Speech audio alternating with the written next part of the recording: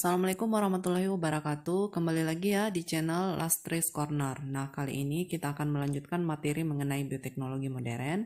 Untuk video kali ini kita akan membahas mengenai teknologi cloning. Teknologi cloning yang akan kita bahas kali ini itu adalah cloning pada hewan ya, di mana di sini nantinya bakalan dihasilkan hewan tanpa adanya pertemuan antara sel telur dengan sel sperma. Jadi untuk memahami materi tentang cloning ini silahkan adik-adik simak video berikut ya, tapi sebelumnya jangan lupa like, share, dan subscribe untuk membantu saya membangun channel ini. Nah, di sini untuk teknologi cloning, ini biasa juga disebut dengan transplantasi inti ya, karena kenapa di sini ada proses perpindahan inti ya. Nah, di sini untuk cloning ini merupakan proses membuat duplikat suatu organisme melalui proses aseksual, jadi secara tidak kawin ya. Artinya di sini tidak ada proses pertemuan antara sel telur dengan sel sperma seperti biasanya apabila akan terbentuk hewan individu organisme ya dari jenis yang sama, dan nantinya itu hasilnya akan dihasilkan individu yang identik dengan induknya secara genetik. Nah, cloning ini dibuat oleh para ahli karena sifat dari totipotensi sel, yaitu kemampuan sel untuk membentuk individu baru. Karena adanya konsep totipotensi inilah, maka para ilmuwan tertarik untuk mencoba apakah suatu sel itu bakalan tumbuh betulan menjadi individu yang baru. Ya, jadi ini merupakan konsep dasar dari teknologi cloning atau transplantasi inti. Nah, berdasarkan sifat ini, yaitu sifat totipotensi inilah, para peneliti hewan ini mencoba untuk membiakkan sel hewan yang telah terdiferensiasi di dalam medium kultur. Namun dari hasil percobaan ini ternyata sel hewan tersebut itu gagal melakukan pembelahan di dalam kultur dan dia tidak mampu berkembang untuk menjadi individu baru. Jadi otomatis percobaan awal ini dia mengalami kegagalan. Nah, kemudian dilakukan lagi percobaan lain. Nah, percobaan ini diubah metodenya. Di sini dia menggunakan cara yaitu mencangkok inti. Jadi dia melakukan pencangkokan inti dari nukleus sel yang terdiferensiasi, kemudian dia cangkokkan ke dalam sel telur yang telah dihilangkan intinya terlebih dahulu. Nah, percobaan ini pertama kali dilakukan oleh Robert Briggs dan Thomas King itu pada tahun 1950. Mereka melakukan transplantasi inti dari sel embrionik berudu, kemudian ditransplantasikan ke sel telur yang telah diambil intinya. Jadi inti sel telur ini dihilangkan. Nah, ternyata sel telur ini setelah dia dibiakkan di dalam medium kultur itu dia mampu berkembang menjadi berudu. Jadi ini lumayan berhasil karena telah terjadi perkembangan menjadi sampai tahapan berudu. Nah, tidak puas sampai di situ, para ilmuwan ini terus melakukan penelitian. Nah, selanjutnya di sini dilakukanlah penelitian mengenai transplantasi inti pada mamalia. Jadi sebelumnya itu diuji cobakan tadi pada berudu ya, ternyata berhasil. Nah, selanjutnya ini penelitian mengenai transplantasi inti dilakukan pada mamalia dan telah sukses dilakukan oleh Ian Walmut dan Kate Campbell. Ini dari Roslin Institute. Nah, selanjutnya transplantasi inti dari sel puting susu ini, jadi di sini dia menggunakan domba ya. Jadi dia mengambil sel puting susu, artinya sel kulit dari domba, kemudian dia transplantasikan ke dalam sel telur domba lain. Nah, sel telur ini diambil intinya, kemudian digabungkan, jadi difusikan ya. Dilakukan penggabungan. Di sini penggabungannya itu menggunakan metode electrofusion. Nah, electrofusion ini adalah suatu metode dengan cara memberikan kejutan listrik pada sel yang telah digabungkan tadi. Ini salah satu tujuannya adalah untuk merangsang sel tersebut agar melakukan proses pembelahan. Jadi electrofusion ini tujuannya adalah merangsang agar sel melakukan pembelahan. Nah, setelah ditumbuhkan di dalam medium kultur selama 6 hari, ini setelah itu ya dia akan ditumbuhkan di dalam medium kultur selama 6 hari. Ini tujuannya adalah untuk menunggu agar sel tersebut membelah dia sampai ke tahap awal embrio, yaitu tahap blastula. Nah, setelah embrio ini bertumbuh sampai tahap awal yaitu blastula, maka selanjutnya blastula ini akan disuntikkan atau Jadi setelah dia tahap blastula ini, selanjutnya dia akan disuntikan ke dalam rahim induk asuh. Jadi di sini tetap membutuhkan induk ya untuk tempat pertumbuhan embrio tadi. Nah, bisa dilihat di sini ya proses bagaimana sampai domba doli ini bisa lahir.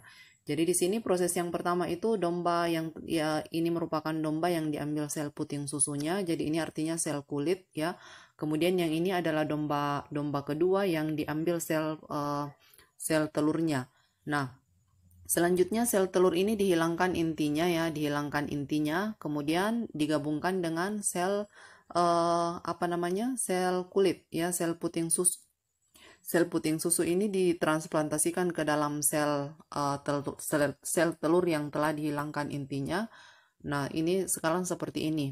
Nah, setelah dia digabungkan, itu selanjutnya di sini dilakukan tadi electrofusion, yaitu untuk merangsang agar sel ini melakukan pembelahan sampai ke tahap awal embrio, yaitu tahap blastula. Nah, setelah dia terbentuk sampai tahap blastula, maka blastula ini selanjutnya akan ditanam ke dalam rahim domba lain ya yang siap untuk hamil. Ini akan ditanam di sini dan selanjutnya akan berkembang di sana ya, akan berkembang dan setelah itu lahirlah domba doli ini ya. Jadi domba doli ini merupakan domba yang pertama lahir setelah ilmuwan ini mencoba sebanyak 277 kali. Jadi mereka tidak hanya mencoba sekali ya. Jadi mereka mencoba itu sebanyak 277 kali. Dari 277 kali percobaan ini mereka berhasil sampai tahap hamil itu sebanyak 13 kali dan 1 kali berhasil itu sampai domba doli ini lahir. Jadi domba yang pertama lahir inilah yang dikenal ya, yang terkenal sampai sekarang itu diberi nama dengan doli. Nah, ini merupakan teknologi yang yang sangat mutakhir ya, karena kenapa di sini bisa terbentuk suatu organisme hewan yang mana kita ketahui bahwa selama ini hewan tidak bisa terbentuk kalau tanpa ada pertemuan antara sel telur dengan sperma. Nah, ternyata di teknologi cloning ini, domba doli ini bisa lahir tanpa adanya sperma, tapi hanya dari sel kulit puting susu ya, dari sel puting susu yang ditransplantasikan ke sel telur domba lain yang sudah dihilangkan intinya. Nah, ternyata dia berhasil dan akhirnya doli ini lahir ya. Walaupun kedepannya kita tidak bakalan tahu ya apa yang akan terjadi dengan domba hasil cloning ini. Nah, sekarang itu para ilmuwan sudah mencoba untuk melakukan cloning pada hewan lain, itu sudah banyak yang berhasil ya. Mulai dari babi, kemudian ada kuda, kucing, dan sebagainya itu sudah berhasil di cloning. Malah mereka muncul desas-desus untuk melakukan cloning juga pada manusia ya, tapi pastinya banyak yang bakalan tidak setuju. Karena cloning manusia itu menyalahi hak asasi manusia. Walaupun sudah ada desas-desus yang mengatakan bahwa cloning manusia pertama itu sudah ada yang berhasil, ya. Kita tidak tahu tentang itu ya, belum ada berita yang jelas. Yang jelas kalau manusia pastinya akan menyalahi hak asasi manusia. Nah, sekarang ya kita lihat bagaimana manfaat dari cloning. Nah, di sini manfaatnya itu yang utama adalah untuk membuat organisme duplikat. Jadi organisme duplikat ini biasanya sama persis dengan induknya, sama halnya tadi dengan doli ya. Doli itu tadi dia lebih mirip dengan induk yang diambil puting susunya. Jadi bukan induk yang diambil sel telurnya, ternyata doli ini dia lebih mirip dengan induknya yang diambil sel puting susunya. Nah, kemudian manfaat yang kedua itu di bidang kedokteran itu organ manusia ini sekarang katanya bisa dikloning secara selektif. Ini nantinya bakalan digunakan sebagai organ pengganti. Misalnya terjadi kerusakan pada organ ya, contohnya misalnya ada gagal ginjal. Jadi untuk mengganti ginjal yang rusak ini maka bisa dilakukan dari organ manusia yang dikloning. Jadi misalnya ginjalnya dikloning. Nantinya kalau misalnya ada kerusakan ginjal maka ginjal ini bisa dipakai ya. Nah, tujuannya apa untuk membuat cloning ini? Itu untuk mengurangi resiko atau meminimalisir penolakan organ tubuh kita. Ya, jadi sebagaimana kita ketahui bahwa kalau dilakukan transplantasi organ pada tubuh kita itu harus betul-betul mirip ya, harus dikenali. Karena kapan organ yang masuk ini betul-betul asing bagi tubuh kita, maka itu akan dianggap benda asing yang harus dihancurkan. Nah, makanya di sini para ilmuwan itu merancang lagi ya untuk melakukan cloning organ ini untuk menjaga atau untuk meminimalisir penolakan organ apabila mungkin saja nanti akan terjadi kerusakan organ pada manusia.